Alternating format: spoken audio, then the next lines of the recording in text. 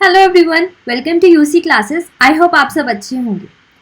आज video start करने से पहले मैंने सोचा आपके साथ कुछ लाइंस शेयर कर लूँ ऑफ रविंद्रनाथ टैगोर जी, जिन्होंने कहा है, you can't cross the sea merely by standing and staring at the water. तुम कभी भी एक समुद्र को पार नहीं कर सकते अगर आप वहाँ पे सिर्फ खड़े रहेंगे और पानी को देखते रहेंगे।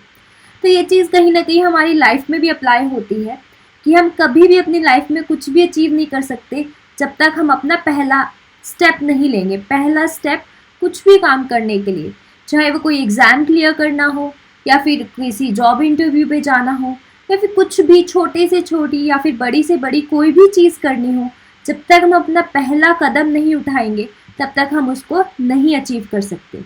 ठीक है, तो आज की वीडियो भी इसी के ही रिगार्डिंग है कि आपको पहला कदम उठाना अपना यूसी क्लासेस के साथ जुड़ के और अपने ड्रीम्स को अचीव करना है।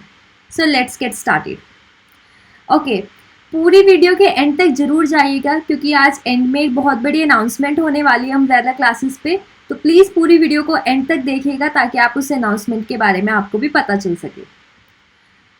HCS की नोटिफिकेशन 2024 की आउट होने वाली है, ये तो सबको पता ही होगा।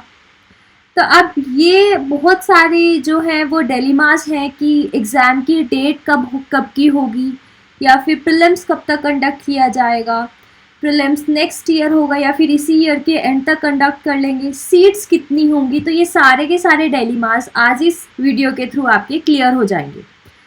तो ऐसा है कि अभी रिसेंटली HCS का रिज़ल्ट आउट हुआ था 2023 का, जिसमें आउट ऑफ 100 पोस्ट में से कितनी सिर्फ 66 पोस्ट फुलफिल हो पाएंगे। कैन यू इमेजिन, 100 में से सिर्फ 66 पोस्ट फुलफिल हुई है और उसके बाद अभी आपके पास 34 जो पोस्ट हैं वो वैकेंट है। दैट मीन्स नोटिफिकेशन तो आएगा ही आएगा, ये तो फॉर श्योर है।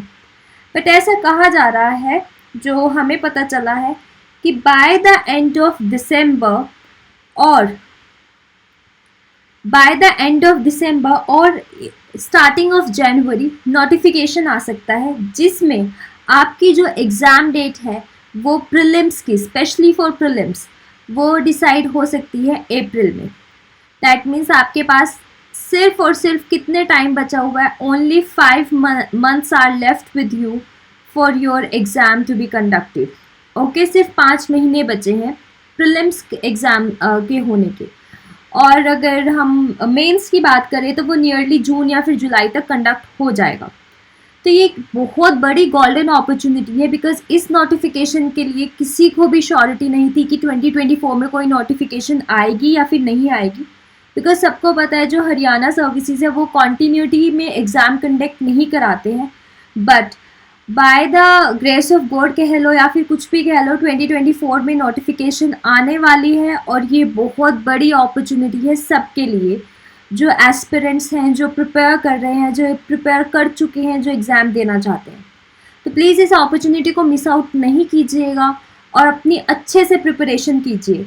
बेशक आप अम्ब्रेला क्लासेस के साथ जुड़ के कर सकते हैं या फिर आप खुद के बिहाफ पे कर रहे हैं तो भी आप कर सकते हैं, बट अपनी प्रिपरेशन को किसी भी रीज़न की वजह से होल्ड पे मत रखिएगा क्योंकि ये अपॉर्चुनिटी बार बार नहीं आती है।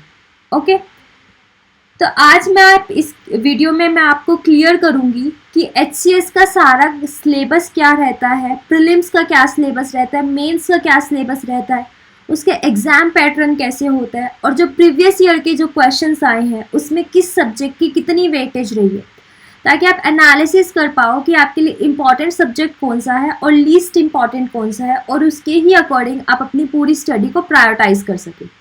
So let's start. देखिए, जो प्रीलिम्स है वो हमारा फर्स्ट एग्ज़ाम होता है। एज यू नो, HCS में 3 स्टेजेस होती हैं। First is prelims, second is mains and last one is interview. जो प्रीलिम्स होता है उसमें 2 एग्ज़ाम्स होते हैं। First is general study and next is CSAT। CSAT को हम जर्नल एप्टीट्यूड भी बोलते हैं, जो कि क्वालिफाइंग नेचर का होता है। दैट मीन्स आपको इसमें सिर्फ 33 मार्क्स लेने होते हैं आउट ऑफ 100 में से सिर्फ 33 मार्क्स और you are good to go. That means आपका अगर 33 मार्क्स आ रहे हैं तो ही आपका जर्नल स्टडीज़ का पेपर चेक हो पाएगा। अगर 33 मार्क्स नहीं आ रहे हैं तो आपका जर्नल स्टडीज़ का पेपर भी चेक नहीं होगा। मेरिट आपकी जर्नल स्टडीज़ के पेपर के बेसिस पे ही बनती है, CSAT के पेपर के बेस पे नहीं बनती है। ठीक है, तो ये आपका एग्ज़ाम का पैटर्न होता है प्रीलिम्स का। आपके जर्नल स्टडीज़ में 100 क्वेश्चंस होते हैं, 100 मार्क्स के ही होते हैं और 2 आवर्स का ड्यूरेशन रहता है। जो CSAT होता है उसमें भी 100 क्वेश्चंस होते हैं, 100 मार्क्स के ही होते हैं एंड सेम 2 आवर्स का आपका ड्यूरेशन रहता है। टोटल 200 मार्क्स का ये एग्ज़ाम रहता है आपका, जिसमें से आपका जो जर्नल एप्टीट्यूड है वो क्वालिफाइंग नेचर का होता है और जो आपकी जर्नल स्टडीज़ है उसके ही बेसिस पे आपकी मेरिट डिसाइड होती है। इसमें आपको जस्ट 33 मार्क्स लेने होते हैं, बट ऐसा सोच के मत सोचिएगा कि सुन के कि सिर्फ 33 मार्क्स ही तो लेने तो बहुत ईजिली आ जाएंगे, ऐसा नहीं हो पाता है। बहुत सारे ऐसे कैंडिडेट्स होते हैं जिनके GS में बहुत अच्छे मार्क्स आ रहे होते हैं, बट उनका जो जर्नल एप्टीट्यूड है वो क्लियर नहीं हो पाता, तो इसलिए वो अपना प्रीलिम्स जो है वो फेल कर जाते हैं। तो प्लीज़ इसको हल्के में मत लीजिएगा, ये भी बहुत इंपॉर्टेंट है हमारा जो CSAT वाला जो पेपर होता है। ठीक है, इसमें नेगेटिव मार्किंग होती है, येस नेगेटिव मार्किंग होती है 0.33% की, जो हमारे पास 0.25% की इसमें नेगेटिव मार्किंग रहती है। ठीक है, अगर मैं सिलेबस की बात करूँ पेपर 1 की, जो हमारा जर्नल स्टडीज़ का पेपर रहता है, उसमें फर्स्ट आता है आपका जर्नल साइंस। ये सब्जेक्ट्स रहते हैं जिसमें से आपके क्वेश्चंस आते हैं।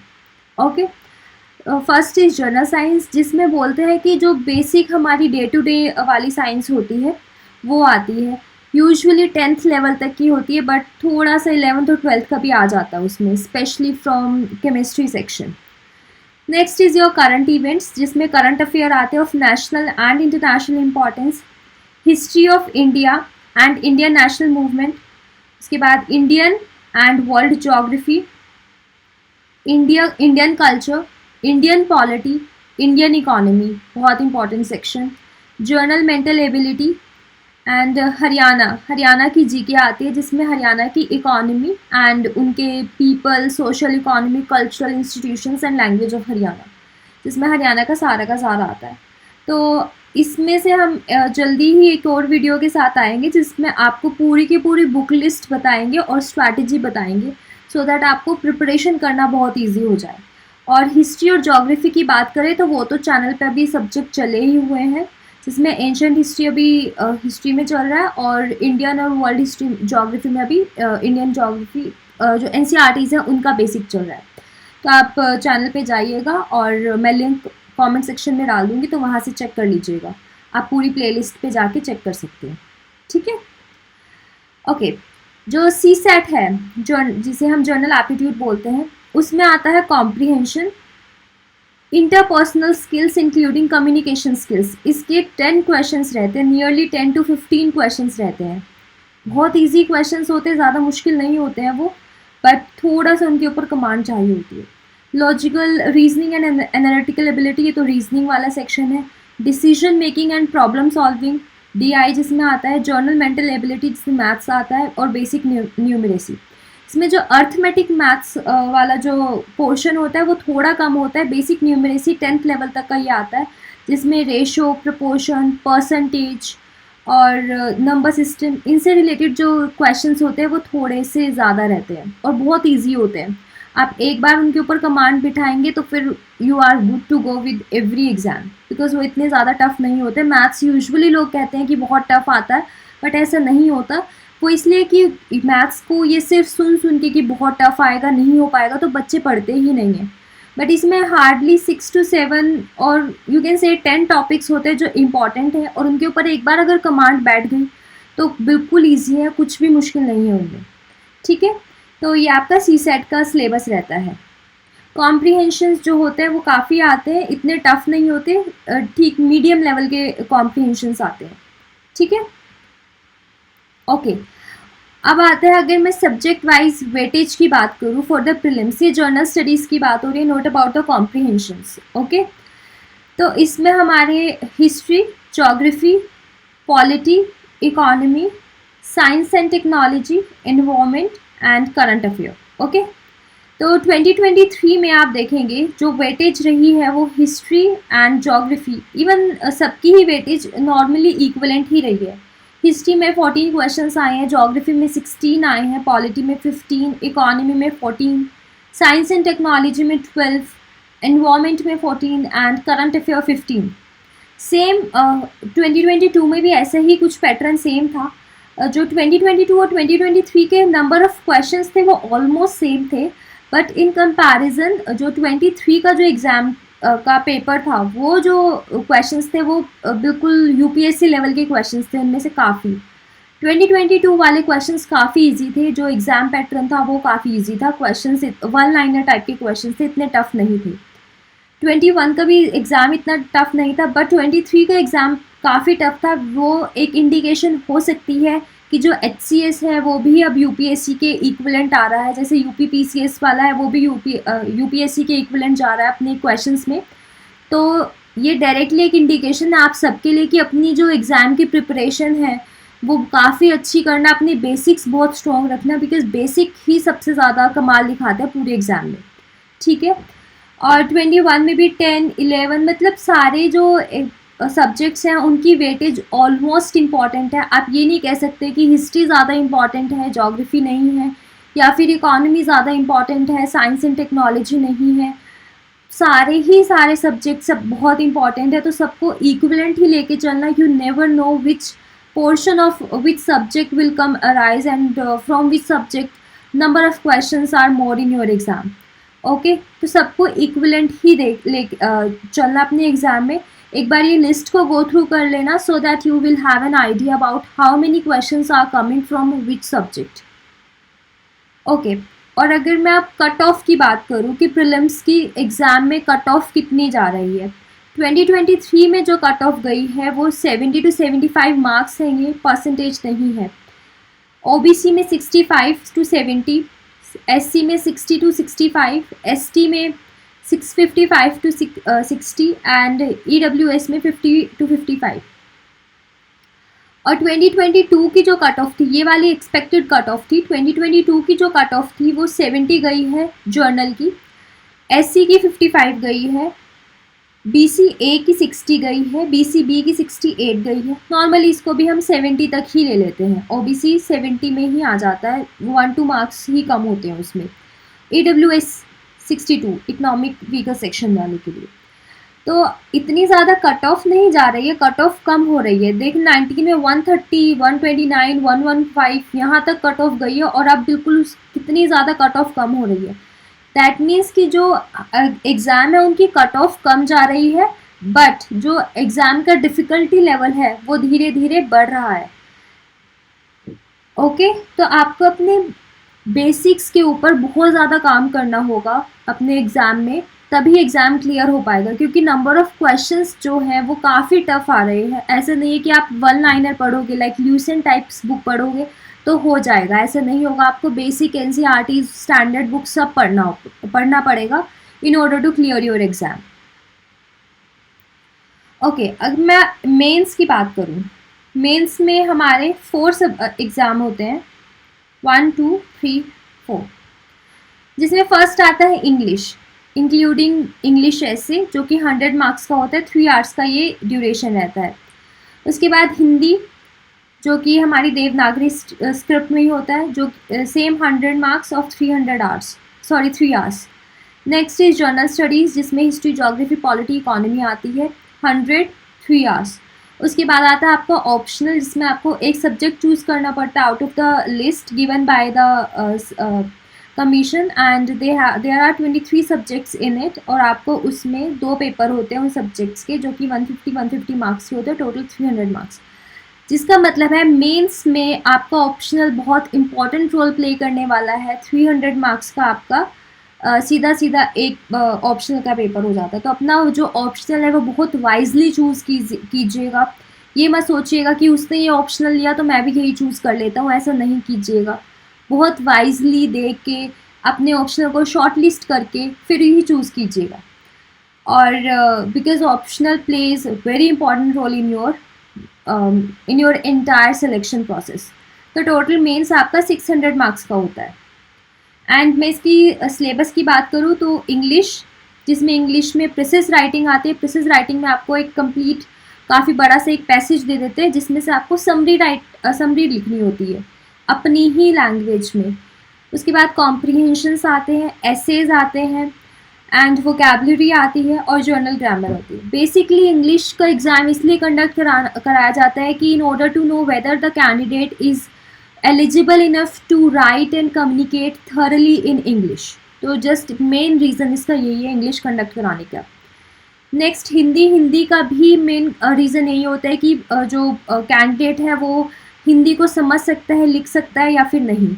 और इसमें आपको ट्रांसलेशन आती है English to Hindi, precis writing आती है। उसके बाद explanation in of Hindi passage, जिसमें आपको कोई भी पोइट्री वगैरह दी होगी उसकी आपको एक्सप्लेनेशन देनी होती है। कॉम्पोजिशंस आती है, ईडम्स और करेक्शंस आती हैं उसमें से, और ऐसे आते हैं। इस बार क्या हुआ था, जो मेंस है उसमें हिंदी की वजह से बहुत सारे ऐसे कैंडिडेट्स हैं जो आउट ऑफ लिस्ट हुए हैं, बिकॉज हिंदी यूजुअली समझते हैं कि नहीं नहीं हो जाएगा, इतना टफ नहीं होगा, हिंदी ही तो है, ये तो हमारी मदर टंग है, हम कर लेंगे। बट ये नहीं हो पाता है। इस बार जो मेंस में से आउट ऑफ गए हैं, मतलब लिस्ट में से जिनका नाम नहीं आया है, जो मार्क्स की पूरी लिस्ट आई है उसमें हिंदी ने बहुत मेजर रोल प्ले किया है। हिंदी में बच्चों के मार्क्स बहुत कम आए जिसकी वजह से उनका नाम फाइनल लिस्ट में नहीं आ पाया फॉर द इंटरव्यू। तो हिंदी के लिए बहुत अच्छे से प्रिपेयर कीजिएगा, इट्स वेरी इंपॉर्टेंट। ईजी होता है बट इसको थोड़ा सा टाइम देना ज़रूरी होता है।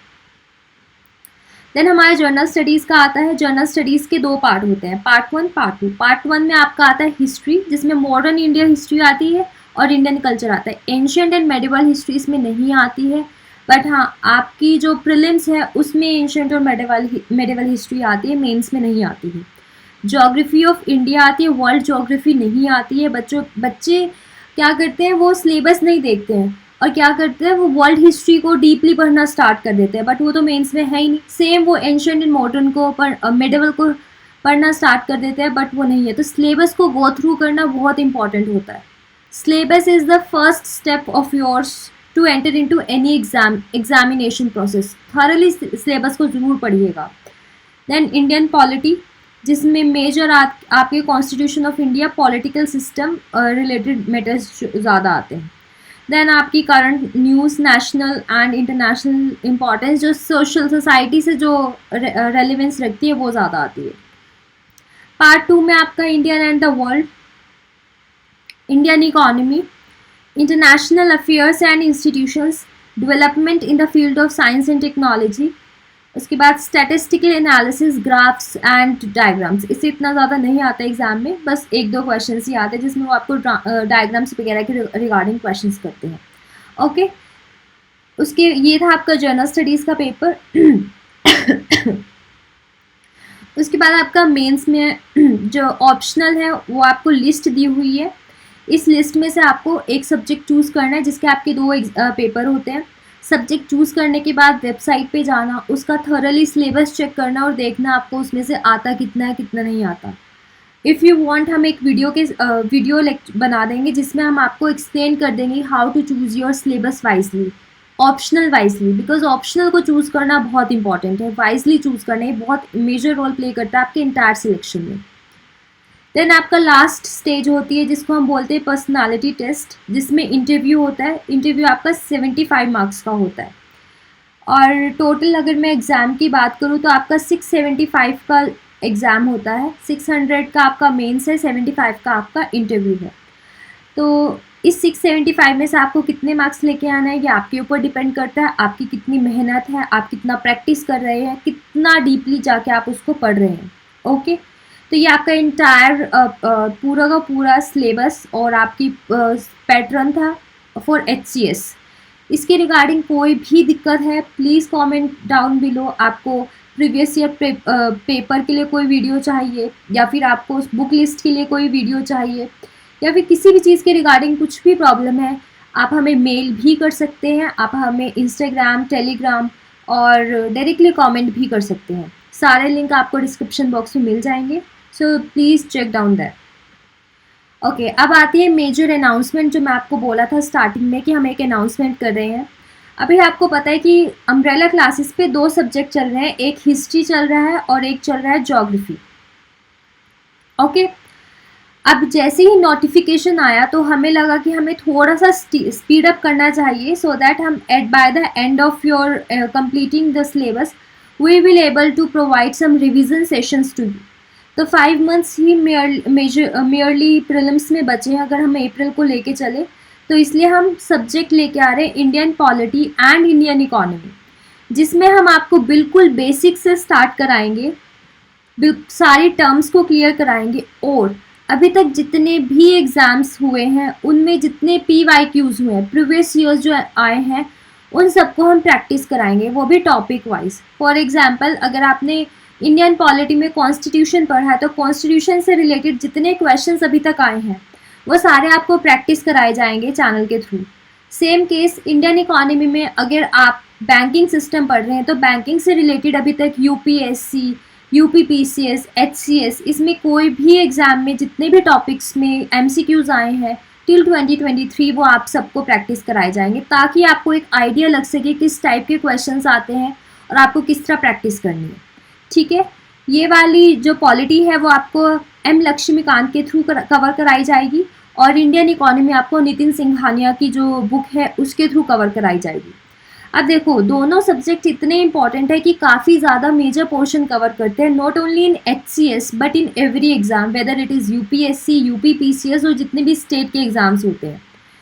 ये 2019 में एयर इनका ऑल इंडिया रैंक 25 था। शुभम अग्रवाल, उन्होंने बोला था कि M लक्ष्मीकांत इतनी इंपॉर्टेंट है कि उन्होंने 10 टाइम रिवाइज किया था before sitting for his exam. Same जो मनोज जिंदल है, इन 2017 में इनका 53 ऑल इंडिया रैंक रहा था, इन्होंने भी बोला था कि M लक्ष्मीकांत को स्ट्रेटेजिकली कवर करना बहुत इंपॉर्टेंट है और चैप्टर वाइज कवर करना बहुत इंपॉर्टेंट है। Same case with Indian economy, Yogesh Patil है, इन्होंने 2019 में 63 ऑल इंडिया रैंक अचीव किया था, जिसमें इन्होंने बोला था कि बेसिक कॉन्सेप्ट्स ऑफ इकोनॉमी को कवर करना और उनको अमलगमेट कर देना विद करंट अफेयर बहुत इंपॉर्टेंट है। अब आप करंट अफेयर के साथ उनको अमलगमेट तभी कर पाएंगे when you have clarity regarding the concepts of the basic economy. तो वो सब हम आपको कराएंगे, सारी क्लैरिटी हम आपको दिलाएंगे, सो ताकि आप जब न्यूज़पेपर को रीड करें आपको क्लियर हो सके कि उस टर्म का मतलब क्या था, इंड्यूसमेंट का मतलब क्या होता है, ऐसे ऐसे जो टर्म्स बजट में जो टर्म्स यूज़ किए उनका क्या मतलब होता है, तो वो सब हम आपको एक्सप्लेन कराएंगे through our economy and polity series. ठीक है, तो ये बहुत इम्पॉर्टेंट बन जाता है आपके लिए, बट इसमें क्या है कि आपको हमारा साथ देना होगा। आप जितने ज़्यादा हमें चैनल को व्यू करेंगे, कमेंट करेंगे, लाइक शेयर करेंगे, तो इससे क्या होता है कि हमारा जो एंथुसियाज्म है रिगार्डिंग टुवर्ड्स टीचिंग यू बहुत बढ़ जाता है।